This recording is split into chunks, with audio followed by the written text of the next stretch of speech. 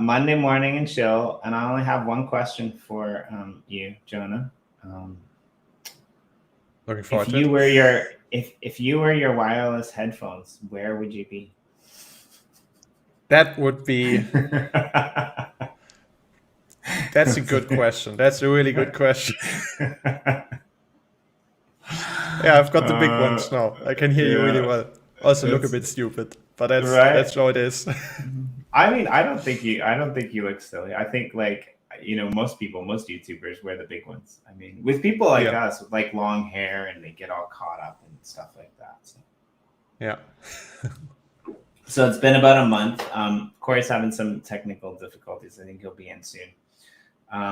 It's been about a month. And we've decided, well, I mean, for the next little while, to have you come and give us a bit of an update and come and hang with us on, Mondays and see what's going on. And so welcome back. This is our second one that we've done. And I'm kind of excited to hear some updates, but also like some takes on some interesting things that are happening, across the board with NFTs. And let's kind of like break it down and chat about it. So the first thing I wanted to ask you about is, your take on coming up at the beginning of next month. There's going to be a big conference in New York, the NYC NFT. And so, like, if you look at the guest speakers, there's like tons of people from all over, right? Like some of our coworkers are there, and but of course it's like heavily Ethereum loaded, right? And so, like, what's your take? Do you think that this is going to be like a boon to like the Wax ecosystem? Do you think because there's a lot of like really big name artists and collection owners, like some crazy stuff is coming out, right? Like Atomic Hub, if you go over to, Atomic Hub, the advertisement is for the Princess Bride, right? Like that's nuts, right? This is a major like cult classic film. Sold out 900 packs like already for their first drop. The next one I think is in 4 or 5 days. And like, tons of just new collections, new things coming out. But still, people seem to be, putting their faith over on other blockchains. So what's your take? Do you think that because this is kind of the biggest NFT conference of all time ever, right? And so many people are involved. So I'm just kind of curious if you think that this is going to amp up the ante for people like putting faith and noticing like Wax and how easy it is and, all the things going on behind the scenes. Well, I mean, first of all, I think like NFTs getting recognition at all in any way, shape or form, or like good recognition in any way, shape or form, like if it's for Ethereum, it helps the whole ecosystem. So it will always also help Wax. Actually, like for NFT NYC specifically, I know we like internally we talked about this a few months ago, and also like whether we should attend when they were like sort of announcing it. But like us Europeans, we can't really get into America right now. Although I think in November it's like starting to get open or something. But yeah, I mean, it basically just wasn't an option for us. So that's why we're not there. But yeah, I mean, I agree. Like a lot of the attention is still on Ethereum. And I would love to see more attention being devoted to Wax sort of. And it's also like we can't just wish for that. We sort of have to grab that attention. That's like... We want to grab that attention ourselves as well, like bringing people in from other ecosystems, also bringing in people that are completely new to crypto. And I mean, looking at Ethereum, looking at the volume, looking at what's happening there, it's still exciting. Even if we're sitting here thinking like our stuff is pretty cool as well, but like we have a lot of users as well. It's not like we're just sitting alone in a corner crying. We have a lot of exciting stuff going on as well. It's just like if you compare the numbers, obviously Ethereum is still big kid on the block, but we've got some exciting stuff going on Wax as well. And I mean, we've seen a couple, projects port the other way, which is kind of interesting to me, right? Like Crypto Finny, they just kind of released their drop over on Ethereum. And I mean, their whole plan is to like get people to come back and utilize wax more and stuff like that.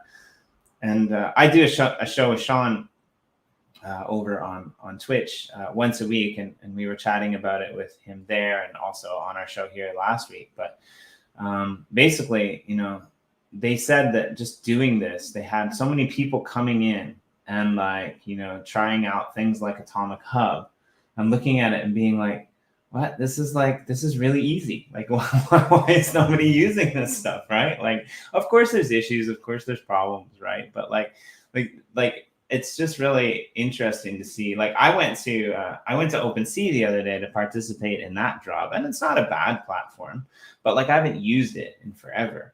And like I'm sitting there for 10, 15 minutes thinking that like, you know, my transaction's gone through, but something happened that I didn't even notice. And like I'm waiting for nothing to happen. So I had to go back in and redo it and stuff like that. So I'm pretty excited to see what comes out of it. Because I think NFTs in general are going to be really, really important to the future of, you know, blockchain adoption, right? And yeah, and also what you're talking about with like projects that even started on Wax, like also branching out into Ethereum, like I can't be mad about that. I fully understand what the intention is there. Like you see that, and we've talked to multiple projects that sort of want to do this, and like all of them say like we know that Wax is the better platform, but like they also know that there's upside on Ethereum. There are like people that are willing to spend lots of money for single NFTs, which might be a market that is just a bit underdeveloped on Wax at the moment. And there's lots of them sort of saying like, we want to do stuff on both chains. They want to have their main stuff on Wax, but they also want to, I don't know, branch out. And like, I can't blame them. That's fully understandable and even good for Wax at the end, I think. Yeah, I agree. And like, I think it's like, I don't know. Like I was laughed because like in the real world, right? Like, you know, the world beyond crypto, I kind of remember it vaguely, a little bit. I remember it. You know, like you go to a high class hotel and you pay like an entrance fee, and then you pay like a whole bunch of money to get a coffee or a meal. Right? Like, is it really that much better than the local shop down the street? And in some cases it's not. In some cases it's actually worse, right? But it's just this status symbol that goes along with it. So yeah, I don't know. Like, I think there's room for like all of these different markets, right? Like it's going to be interesting to me to see how this kind of transforms and transpires. So. On the Atomic Hub side, how are you guys doing? Have you guys got any updates, anything new coming out, and anything that you want to relay to people? I mean, I think there's been like tons of small updates, like just sort of minor things in and of themselves. But then if you add them up, that's like whenever there's like one small update, most people don't notice it, but some are really happy. And then you just have lots of these small updates, and then you make lots of people happy. Still, the big things to make lots of people happy at the same time at once would be NFT creator, which is like sort of comical. And I'm even still talking about it. Notification system, like for sure, getting notifications on Atomic Hub, on, I don't know, Telegram, on your browser notifications. It's just everywhere to, I don't know, notice that you received a trade offer or whatever. Actually, one thing that is really exciting, and I sort of hinted to that, I think last time I was here, I was saying there's something exciting happening on our like community side, and that exciting thing is that NFT Insider is now part of our brand, or like NFT Insider is part of PinkGG, so that we have John, founder of NFT Insider, still like now working on NFT Insider full time. We also launched the Atomic Hub Discord, so that there we have like 14 or 15,000 people, I think. 14,000 people, which is pretty crazy for it only being online for like 2 weeks. So there's lots of exciting stuff going on there. We're like sort of thinking about redesigning the homepage to also include news articles on there, or have some launch schedule on there, which I think lots of people are gonna like when we get to that. So there's lots of exciting stuff in the pipeline. Yeah, you guys. So for people who might not know, like pink.gg, that was kind of like where you guys started, right? And that was essentially your kind of almost like block producer arm. You were doing that for a while, and then you poured it into basically building Atomic Hub because there was nothing that people could use. That you, like basically you built it because you wanted to use it yourselves, right? And expanded into what it is today. But you guys are actually hiring as well. So if there's any blockchain people out there, I think you guys are hiring marketing manager. You might like a full stack developer, business developer. So like you guys are still expanding your operation and trying to get like some more talent on your team to help push things forward. So Yeah, and a lot actually. So and just to clarify, like PinkGG is sort of the company, and Atomic Hub is our main product, and now NFT Insider is owned by PinkGG, so it's owned by us. We still want to make sure NFT Insider, like it's for those that don't know, it's a news site like that reports on all sorts of NFT stuff happening on Wax. So that's still sort of like independent from Atomic Hub. There's still like independent articles on there. There will even be like, we want to make sure we don't want to just advertise Atomic Hub on there. It's like not an Atomic Hub marketing branch. It's actually, it should be like an NFT news site. So it might even still report on just competitors and so on. But having that on sort of in our company, being able to produce high quality content there is exciting. And as you're saying, like we're hiring for lots and lots of positions. So we're but hiring, as you said. you're totally gonna play with the metrics to make sure that like Atomic Hub ranks highest on the. You're gonna pull Binance, is what I'm saying, right? You're gonna do that totally, right? Sorry, I couldn't resist. I love Binance, but I think that's hilarious that they changed it. I mean, I go power to them, but yeah. So if you haven't seen the site, it's over here. It's basically a site that's looking at many different things, different NFTs, immersives. You've seen them on our show before. Different interviews, what's going on with updates and things like that. So yeah, I mean, that's exciting that you guys are taking that over, I guess. And definitely people should go and bookmark this and check it out for updates on what's happening, including the update on PinkGG having acquired it. So yeah. Yeah, and it's like there's lots of there's like a weekly overview, like what's launching this week, but then there's also really in-depth articles, really in-depth interviews with like creators. That's also one thing that we definitely want to do, like sort of highlight creators, highlight collections, also give visibility to some of the smaller ones, I guess. And then also like hopefully in a few months embed it on the Atomic Hub homepage so that it will be like very visible through that. And I think that's like, I think a lot of people they sort of want to know what's going on there. They're interested in this. So I think it sort of makes sense to just, we don't want to have NFT Insider as like a business that makes money for us. It's not there for us to make money. It's just because we know, like, we want to have good content created in our ecosystem, and okay, we're just gonna do it ourselves. Yeah, I mean, that's and it's difficult sometimes to find the information that you're looking for, right? I used to work. It's very spread out.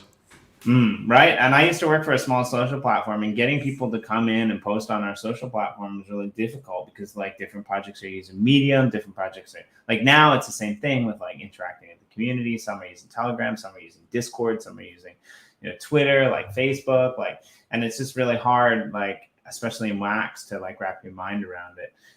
If there isn't a central place that you can go. I mean, other than this channel, obviously, because we cover everything, but like there's a central place that you can go to get all of this information. So I'm going to ask this question. I kind of know what the answer is going to be, I think, but can you talk about this a little bit? Because I think this is something that a lot of people want, but it's not necessarily an easy thing to figure out how to do.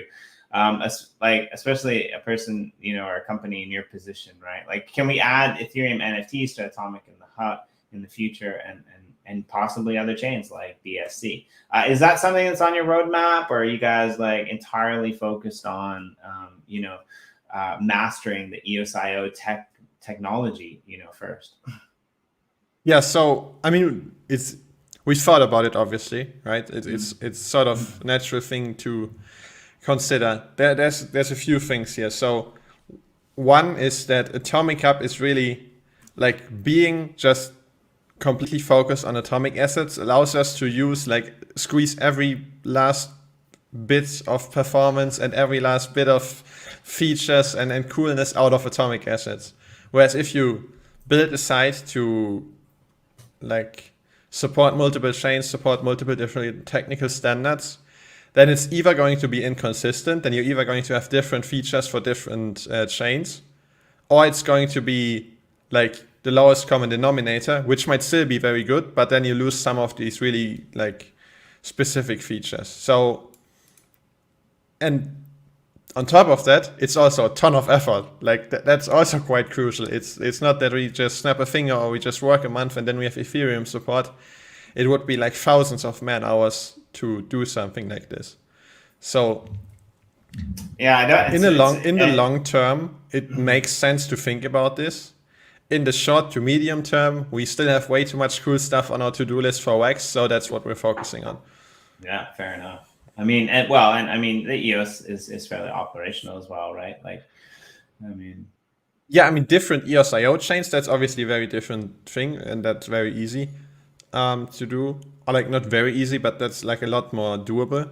And it's also like important to note, like we've not found anything that comes close to EOSIO in terms of performance and what it can do. Like that would be very clear. Even if we go on Ethereum or Binance Smart Chain, like it's not going to be better than Wax. It's just going to be a different audience, and that might still be cool. And maybe also users want to like, maybe they like Atomic Hub, but they also have Ethereum NFTs. And if we would have that all on one site, that would be pretty convenient.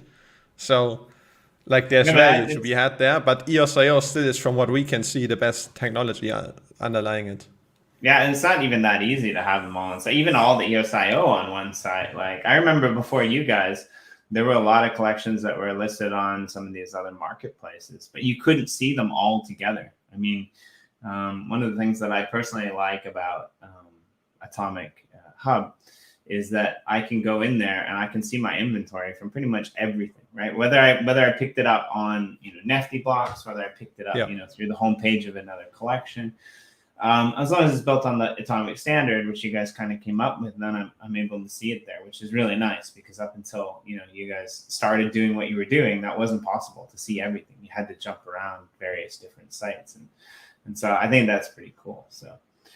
That's like a matter of standardization and also the way in which it's implemented. Because even on Ethereum, you have like ERC 721 standards, and that is a standard, but it's still then deployed on different smart contracts, which like has valid applications, but it makes interoperability more difficult.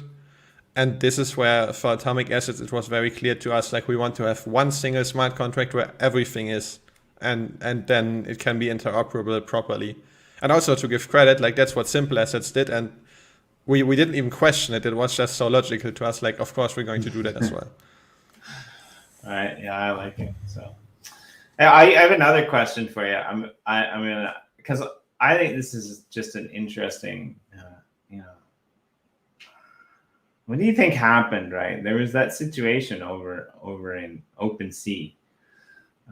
Where they kind of got themselves into trouble last month by I guess what we would call in the traditional world is like insider trading, basically.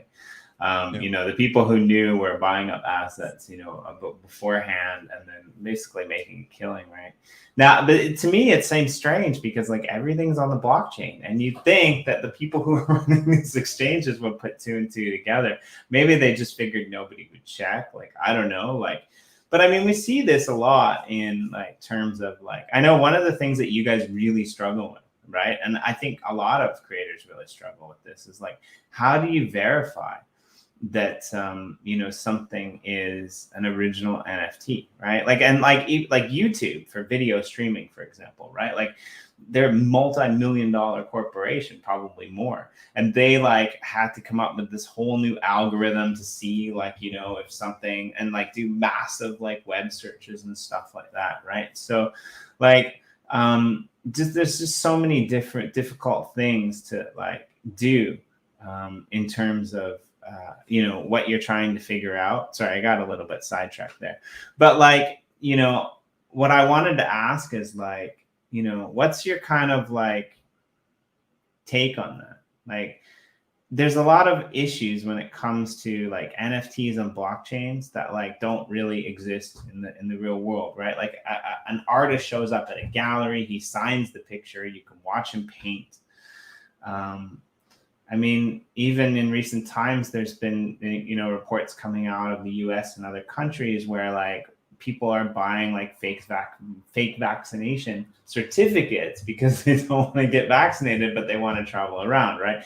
And this is in the real world, right? And so like we say that everything is transparent and everything is verifiable on the blockchain, but when it comes to art or it comes to videos, I think it's still a really rather difficult problem to solve, because like what sources do you trust and where do you go and how do you get that information, right? And I mean, if you listen to someone like Dan Larimer talk about like, what he's doing with Eden and things like this, it's not necessarily like tokenizing the world. It's like making it easier for the world to be tokenized, but at the same time, empowering people and putting that human emotion back into the thing. So I'm just kind of curious, like, doesn't it seem strange to you, or what's your take on the whole, OpenSea kind of fiasco that happened? And yeah, let's do that one first, I guess. Sorry, I got sidetracked. I get excited. Yeah, I mean, I didn't actually follow it too closely. I know what happened from a high level, but don't know the details, and that probably also is specific to how OpenSea conducts their business versus ours. I mean, this sort of thing, it obviously hurts, I don't know, the trust in the platform. I think, and that's about it, what I can say about it, because I just don't know enough about it, and I'm not familiar enough with their ecosystem.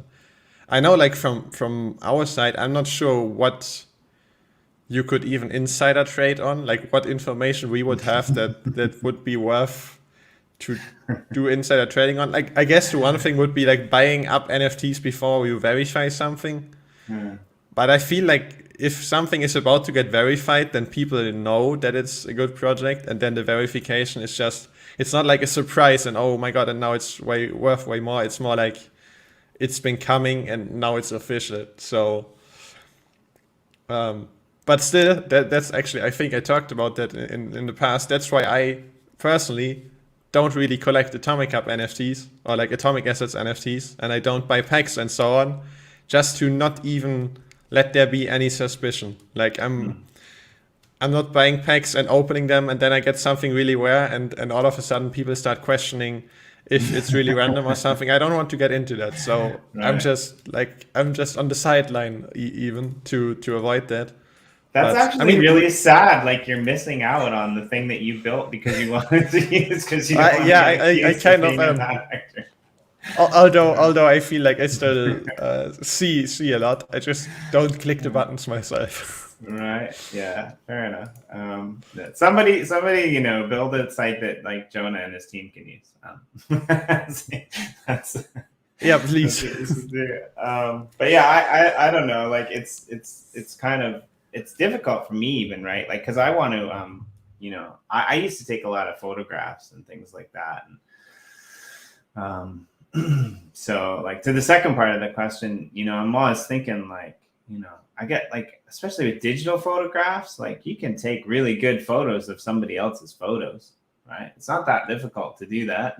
Like I've done it before actually, like, not because I wanted to like sell them or anything like that.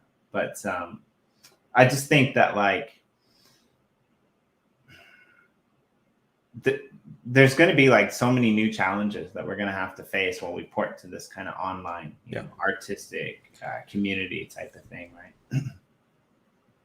Yeah, and like actually talking about like even figuring out what can be verified from our end, like how should we approach this? It's really hard, and that like this, I think there's no true answer, because like, how do you know if someone really created this piece of art, or how do you know if like you can do some basic checks. You can like do a Google reverse image search, and obviously like if it's just poorly stolen, then you notice, right? And you can sort of try to get information and then try to make an informed decision, but it's more like an educated guess, and it's hard, and like I feel like that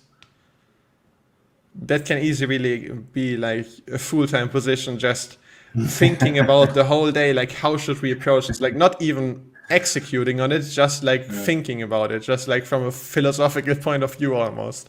Right. It's difficult. But one of my like favorite kind of things is like, even like if we think about like real world things that are being created, it's like, you know, a lot of things are not created anymore. They're just adapted, you know, from something that's already in existence. Like, right. And I like music is a really good example, because like there's a lot of music that we use beats from other people and mix them together, especially with a lot of electronic music and stuff. And it's like, you know, like, I don't even think the music industry itself knows where to draw the line, or the art industry itself knows where to draw the line, right? Like they haven't even figured that out. So like, I mean, that's like properly philosophical. That's right. like where does like new original content start, and like where's it just imitation? That's really hard. Right. Yeah. Like it would be like trying to sue the bank, like, you know, that just opened on the other side of town for like, you know, copying the first bank that opened in the town, right? Like, hey, wait, you can't do that. There's already a bank in this town. You can't come in here and do that. But we're a different branch. We're a different company. It doesn't matter. You can't do that. We were here for it. Like, it's really bizarre, right? And like, you look at like, you know, how many amazing pieces of art like were done traditionally before it was even digitalized, never mind on the blockchain, right? And how people gain their inspiration for certain things. It's just it's hard to it's hard, in my opinion.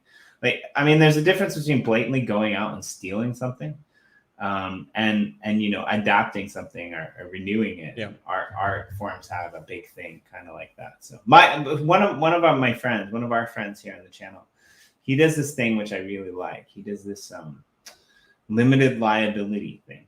So when he sells his NFTs, the character that's on the NFT comes with a limited liability. So the person who owns that NFT can then take that exact image and they can put it on a t-shirt, or they can put it on a hat. They have the rights to do something with that image. They can't change the image. They can't redraw it in a different position, but they actually have that image.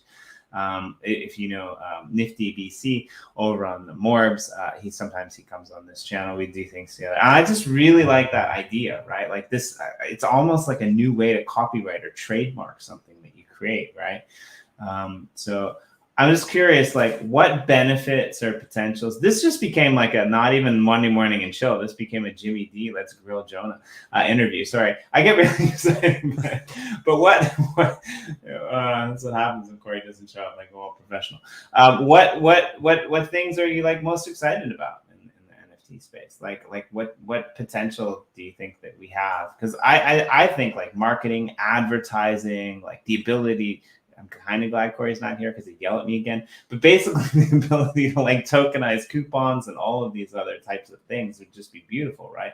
Not only do you get like entrance into the concert, but you also get like an NFT that you can play back, some kind of special, you know, organizational thing. Is there anything that like you're really super excited about, that like maybe some secret plans that you guys are working on to take over the world with NFTs? I don't know. Yeah, I mean, the word domination plans, I can't share those yet. No, but what you're talking about, like essentially NFTs being more than a collectible, and no hate on collectibles, that they those also have a very like valid place in the ecosystem, I feel like. But like one for legal stuff, what you're talking about, like where owning an NFT would maybe give you like some sort of legal rights to the underlying image or whatever, which might be limited to certain aspects, but that's still interesting. Like that's still an interesting concept. And then what you're talking about, tickets, so on, obviously interesting as well. Then, I mean, there it's difficult to or like it's a challenge to make sure that you're not just throwing a technology at it where it's not useful necessarily. Like for some cases, you might just be better off with a centralized solution, like especially if there's just like a single venue that will let you in or not anyways, then they have central authority at the end of the day anyways. But like I think there's lots of exciting stuff to come where NFTs are more than collectibles. And one is just gamified NFTs. That's pretty obvious, I feel like. And that's something that is very easily understood by people because they already exist. And that's sort of what we built Atomic for, like because we wanted to build games. And I think that's going to be exciting. And I think I feel like that's sort of the next stage where the last year has been like lots of collectibles and art. And I feel like now we're sort of transitioning to where game projects are doing really well. And then what you're talking about is more like real world applications, like serious business applications. I feel like that's probably stage 3. That it might, I think there are certainly like valid applications. You have to make sure that you don't force it onto anything. Like it has to be like NFTs in that case have to be the tool and not like the main purpose is just like let's throw NFTs on something. More like we have to solve a problem and NFTs can do it. But yeah, I mean, there's possibilities there. Yeah, I like the way that you say that, right? Because I remember back in 2018, everything had a token, right? Like Dentcoin had a token. Yeah. Like, dude, Dentist really need a token. It actually did okay, and it did some interesting stuff. And like a lot of these tokens that like actually failed, you know, they didn't do so well because people were trying to do things with them. Like some of them died into obscurity, but other ones, you know, they decided to port with the time. And like I think the most famous one is probably Lend. Lend token, for those of you that don't know, had this idea where they would be able to like lend crypto out, which at the time nobody really adopted. But like during the bear market, they ported into Aave. And I mean, what Aave, you know, undertook with DeFi was pretty crazy. But yeah, Warren's got a couple questions here that are good. I'd kind of like to know too, because we've been struggling with this as well a little bit. Like, you know, we're using Discord a lot for. Well, Yoshi Drops is only Discord now. Yep, we're going to be closing down Telegram probably very soon. For those of you who are asking why, well, it's basically we just don't have the manpower to be able to be in 2 places at once, as we basically started this conversation off earlier tonight. But like I get these scammers a lot, like hitting me up in DMs. And it's like, hey, I can give you a really good deal on this token or this coin or whatever. Like, do you want to, you know, do this? And it reminds me of the old days back in Telegram when like, you know, crypto first started and everyone was like, you know. Yeah. So I'm curious about like your channel. Like, is it bringing more community or more bots? I think, yeah, he meant bots. Sorry, I like bots though. I mean. This is pretty cool. Is it bringing more bots to the project? Like, what's your take? Do you see it like the initial transition being more difficult? Or? Well, I mean, I think it's sort of 2 different things. Like, I think the Discord is very clearly a good thing. I think, like, because it has given us, like, firstly, it given us a way to reach the community more easily. Like we also have, for example, a channel that is just for like project representatives, like people that have some somewhat serious collections. It's giving us the ability to chat with them, to talk directly to them, to be like closer to them, to understand what their real problems are, how we can help them, so on. It's also giving people like in the ecosystem a place to sort of just chat and talk about whatever they want to talk about. Whereas like it existed, of course, before. Like there's also Discord for Wax, and there's our Telegram channel. Like there are other ways, but I feel like Discord is sort of a good thing in that it gives the community the ability to stay informed, to talk to one another. It gives us the ability to push out important announcements if we need to, so on. But there's this other thing, which is like, as you said, like it's bots and it's scammers. And that sort of hurts because like it's almost inevitable. But like if you have this Discord, then there will be scammers on there because they know like they will try to target people. And I mean that's very hard problem to solve. Maybe you probably can't solve it entirely. We obviously do our best to combat that and to make sure that people aren't getting scammed. And actually that's where like announcement channels will also help. If we have another like phishing site popping up, then we could perhaps warn people through our channel now, whereas before that we didn't really have any medium to do that. Yeah, so I think it's clearly a good thing, but there are, like I also don't want to deny that there's some bad aspects for sure. Yeah, it's even taken me a while to get into it. Like I used to hate Discord. I now just kind of dislike it. But it's starting to grow on me. I can kind of understand the potential. But if you haven't watched it yet, go back a couple weeks. Corey and I had Oops on the show, which is one of the people who kind of keeps our Discord up and running, and he talks about some of these things and how to protect yourself. So definitely we want our communities to be able to protect themselves, right? And like, yeah, I mean, Morton's basically saying, the verification process and the whitelisting process, will it go quicker? I mean, from our standpoint at Uplift as well, I mean, at Yoshi Drops as well, like it's really difficult, right? Like, when we're talking to musicians or we're talking to artists that we want to, incorporate into, our brand as well, like we have to make sure that, we have to make sure that these people are legit as well. And it's not an easy process. I mean, just ask Blue or Yoshi. It's really difficult to have, someone send you something and know. And I would say like, I don't know. My guess is why do some projects have an easier time getting a check mark with less art? I mean, you can answer that, but I would say it's up to the individual project, right? Like, Well, Well, but I think I can give somewhat good answer. I mean, like, perhaps. I mean, good answer in that I think I know what's going on and I can be fairly open about that. So 2 things. Like, one, will the verification whitelisting process go quicker? Yes, hopefully soon. So right now we're actually having one of our team members sort of just work on restructuring the whitelisting process to make it more clear and to make it like more, I don't know, streamlined. Where I know right now new collections that are trying to get whitelisted, what happens a lot is this message ping pong of like they write something where we didn't give them a good explanation of what we're expecting. So they write something and most likely something is missing. So, and then our support agents go like, yeah, but we need this. Then a day later, they provide it. Then the support agents look at it again. They go through the list and they say, oh, we need this as well. And then it just goes back and forth and it takes forever. And that's hugely frustrating, I know. And that's bad. So I think the way to at least tackle that a bit is to have more clear guidelines that we can publish where we can say we need this, and then people can just submit it all at once. Then there's less message ping pong, like less back and forth if it can all just be supplied at once.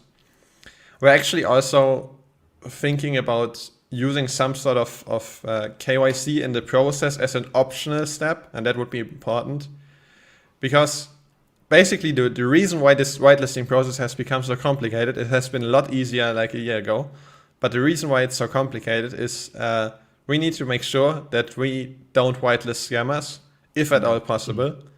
And so we've just added more checks and checks and checks to the process to like filter them out, but it's also making the process way more difficult than it would have to be for others. So our thought is like if we can have like some sort of KYC check, and then we can tell applicants like if you want to speed this up, you can do KYC, then we have to do less of these rigorous checks because we can be pretty sure that you're not a scammer. If you don't want to do this because you value your anonymity, then that's fine. We don't want to exclude you from Atomic Hub. But okay, then it's going to be a bit of a longer process because then we have to be really sure. So we're sort of thinking about that. We're thinking about structuring it better. We're thinking about also helping our support staff, where right now it's really just, they're just sort of working on it on their own and they're trying to figure it out. And I think we as a company can do a better job of helping them streamline it as well. So Yeah, a lot of stuff happening. That's right. I like that idea a lot, actually. Like, you know, I know a lot of people in the crypto space are anti-KYC, but if it's optional, you know, right? Yeah. If some people choose to do it, because I mean, like some people have chosen to do it on Binance, like, you know, now they're going through the whole KYC thing. Other people have just said, screw it, I'm not going to do it. They're using other exchanges. It's always going to be like this, right? But I like the fact that, like, you know, you're thinking about it in terms of that way, right? Yeah. And yes, Rocket Gallery films. I so want to see films as NFT. I've been talking about this like for a while. I think eventually it's going to get there. And let me quickly also talk about the second part, which is why some collections are having supposedly an easier time. And I think that's true. Like it's definitely true. The easiest are perhaps like if big partner that we have, if like the Wax team messages us, tells us like we have this new collection coming up, can you verify it? They don't have to go through a big process. Same thing if like, I don't know, Rodrigo from Facings messages us, then we have a high level of trust with him and knowing that like if he tells us that it's legit, then it's almost likely legit. So that's easier. And I get it. I get that it can feel a bit like unfair, can feel a bit biased or something. But I would say like it probably is, but the solution isn't to make it slower for everyone, but to make it like the solution isn't to slow down the fast ones, it's to speed up the slow ones so that everyone can do it quickly. I think that's sort of where we have to get to. And right now some, I guess in more privileged situations, also like some just are better prepared. Like they have a very good looking website, they have a registered company, they have like every one of their team members on the site. It's very open. Then it's a lot easier for us to like whitelist them or even verify them. Whereas if you have a very anonymous creator that is just creating a few pieces of art, then we need to be really sure that this is legit and this is not just a scammer trying to get whitelisted so that when the next big thing drops, they can sell fake packs or something. Right. Yeah. And I mean, that's like one of the things that always really annoyed me about art in general was like, you know, you can see some of the, you know, artwork or things in like shops in the US, and you know that these were kind of created in Africa or in Southeast Asia and probably you know, bought up by somebody and shipped over for dirt cheap money, and then they're being sold for like, you know, hundreds or thousands of dollars, and they're not their artwork. And one of the things that always excited me about like NFTs was it puts people on a level playing field, right? So the fact that we can verify creators and can see you know, what they're doing is really exciting. But like you said, people like Tops or people like Facings or you know, Scare, some of these companies now are, you know, helping individual artists to create NFTs. And if they mess up on one of them, that's their whole reputation. It's going to go down, yeah. Right? Not just that one project. So, yeah. And I I agreed with 6 p.m. right? Like there was an incident where one of our viewers, one of our members, like there was, I think, a fake NFT on one of our projects that like got released, like kind of slid through the cracks. And like he realized and he reported to you guys, and you guys shut it down right away, right? You pulled it and made sure, but like it's just like it's almost impossible to like physically monitor all of these things, right? Yeah, thanks, TC. I knew it was you. I just didn't want to say it on. I just didn't want to say your name in case you didn't want it to be said, right? But yeah, like you know, he figured it out and he shut it down. And this is always going to be like the thing that we have to do, right? Look after each other, people. But you know, when I go into Atomic Hub, 99% of the time, the little only show verified assets is checked just for my own protection, because I don't want to wander in there at 3 o'clock in the morning being like, oh, this is like really cheap land and you know, buy it or something. Like that happened to me like back in the day. I think it was like I was out one night, I came home, I was looking at you know, some token, And I was like, oh, wait, this huge arbitrage, like over here. Like it's like super cheap over here. I can make like 10x over here. I sent it from one exchange to another exchange. Nothing happened. I was getting super frustrated. I went to another exchange. I bought more. I sent it again. It paid higher gas fees. Nothing happened. Like a week later, I contacted them. And this is, I think, hit BTC. And they had listed the token with the like same ticker as like the token that I was sending, but it was two completely different tokens. And like I couldn't get my money back. And they're like, oh yeah, well, it's in it's in our back room, but we can't find it. It's too messy or something. I'm like, they're like totally doing this kind of stuff on purpose. So I was like totally ticked, right? Like, and I really appreciate that you guys take the time to do all this. So. I mean, I feel bad. I've been asking you questions. Do you have any questions for me? Grill me. Let's see what I got. I got some answers. Maybe I don't. What's going on, Jonah? What questions you got for me? I'm not sure. I'm fairly happy to always be on the responding side. Then I can always listen to your talk first, and then I can think of it. And then by the time I get to speak, I've already thought of something smart.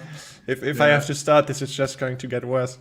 Right. My wife said to me, she's like, you talk so much. Like, I don't understand how people don't get lost. Like when you're interviewing people, how do they follow you? I'm like, well, I think what they do is they know that like I'm gonna like just ramble like from the beginning, then I'm gonna explain it, and then I'm gonna say the question again at the end. So that whole middle part, they're probably not even listening to me. They're just thinking of their answer. just like having another tab open in the browser, just watching a YouTube video.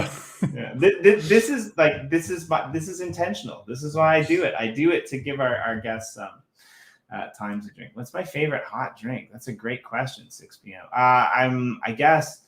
It's difficult. Coffee, definitely, by far, coffee.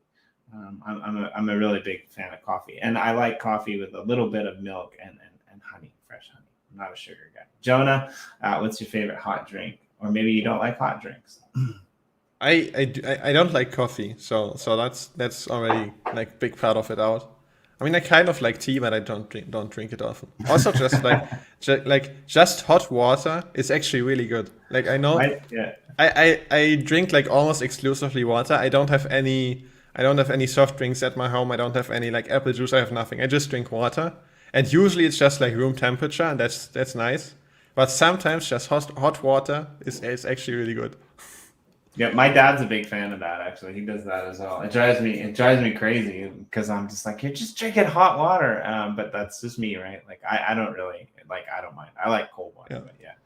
I am like water at room temperature. Yeah, I'm not a big fan of ice water. Actually, I'm the same way. But I like I like hot sake too. If you ever come to Japan, and we meet, I'll give you some hot sake. You can drink it like water, but I don't advise it. Nice. It'll knock you on your ass. So yeah, I mean, it's crazy, right? Like if we think about it, you guys have been around for what, 2-3 years now, I guess, doing your thing. But only two, really. Only two. It's not been that long, but it feels very long. It feels like eternities. Yeah, I agree. Yeah, I mean, it's just nuts, and we're so early to this space. And I'm really interested to see, how all of these things kind of port and take off, right? Like I think this NYC NFT conference is going to be massive. I think it's going to draw a lot of. You know where it's being held, right? You know where the venue is? I mean, I highly assume in New York, but like if you're asking like that, it's probably like Madison Square Garden or something. I heard that it's in Times Square. Oh, that's. I haven't verified this, but somebody told me it was in Times Square, and I'm like, that's nuts. You're gonna have an NFT digital marketing event in Times Square. It kind of makes sense, but it's gonna. But actually, like on that topic of like how fast things are going, or like how quickly, because it's not been that long. It's actually like 6 months ago, or maybe 7 months ago, our team consisted of Fabian and me just working our asses off. And this weekend we had the first in-person company meeting with 10 people. And like 10 people, that's still like in the business world, that's not a lot, but for us 10 people, that's a lot of people. and it's going to be a lot more soon, hopefully. And it's just going so quickly now. Yeah, I guess they just opened the borders for Australia, for Australians to get back in. So yeah, I don't know if I was Australian, I don't know if I'd want to be leaving. You might get stuck in in America for a while, which wouldn't be good. But yeah, I don't know. But yeah, I like, cheers to that, right? Like the more. I never thought I would be working online, like as my job, and like being able to almost make a living out of it, right? And it's really interesting, and like the more and more people that figure this out, the more it's going to snowball, and the more people are going to be interested in doing it, right? But yeah, at 6 p.m. you and Fabian have done a fantastic job getting Hydro on board, and launching Discord is huge. I agree. I think everything that you guys are doing, every project is going to take a little bit of shade here and there, but everything that you guys are doing has just been amazing for the space. And I mean, you've just created, a lot of people forget that like you had to create basically the atomic standard to launch the whole thing, right? And different projects are now picking up and using that. And it's all being based off of, that whole scenario and situation. So, and that's actually like for us, that it was always for me. I know, like, I don't know, like 3 years ago or something, because I always liked programming, but I didn't like coding stuff that nobody was going to use anyways. I didn't like coding user stuff. I was even like Googling, like, how do I create something that is actually used? Like, that sounds too desperate, but perhaps like just like what would be good things to even make open source or something, so that just some people use it. I don't want it to be financially successful. I just want to create something that actually has real world use. And now we sort of created this thing, and there's like companies popping up that are creating projects that are making millions of dollars, that are scaling up their teams. And I don't want to say it's all because of us, because it definitely isn't. It's like their achievement, but still it's like built on top of some of the tech that we've built, and seeing it used in that way is really cool. Yeah, and it's really hard, I think, to be the first, right? Because you're innovating. Like even some people who are creating NFTs that I know, creating different like blends or gamification things, stuff like that, right? Like even us, like we have to be careful, what we release. If you say things too quickly in a lot of this, crypto space, somebody will be listening, and they have a team that might be bigger or better paid that can just come out and beat you to the punch, right? And this isn't specific to Wax. I think this is just specific to technology in general, right? There's a lot of really smart people out there. And luckily, what I like about the Wax ecosystem, honestly, is that we're still small. So everyone's kind of family. A lot of people are kind of family. Most people kind of get along, which is really nice. But as we expand, things are going to be different. And I'm really glad that you guys are thinking about ways to further it ahead, right? Like it's much better to be able to have that in the site. So I was having issues pulling the game up. I wanted to take your gratitude and put it on the wall. I think what I'm going to do is I'm going to take it here and I'll put it up after, because for some reason my computer is causing me issues and I don't want to crash it, because then you'll just be left sitting here all by yourself. You have to ask yourself questions and answer them, and it would just be confusing for everyone. Just hold the small monologue. Right? Yeah. So Jona, what are you grateful for today? I'm grateful for the people on our team, like just being there, helping us, doing stuff. It was actually because, as I said, like we had the first company meeting this weekend, got to know everyone in person. One of our guys, before we met, one of our devs said like he's really excited to see everyone's legs, because like if we're just on a Zoom call or like on a Google Meet call every day, you just see faces and torsos, upper bodies. You don't see their legs, so we got to see each other's legs this weekend, and I'm grateful to have some really talented people on our team to sort of scale this up and make sure that Fabian and I don't lose our sanity by doing everything ourselves. Right. Personally, I'm grateful for the atomic standard and the opportunity that it brings to the space. That's what I'm grateful for. So awesome. I hope that you're not sick of us already. But yeah, like I guess the plan is you're gonna come back. You're gonna come back. Try to come back the first Monday of every month and give us a little bit of an update. I'm actually even more excited for these updates now that you guys are, basically managing or utilizing NFT Insider, because I think that there's going to be a lot more to talk about.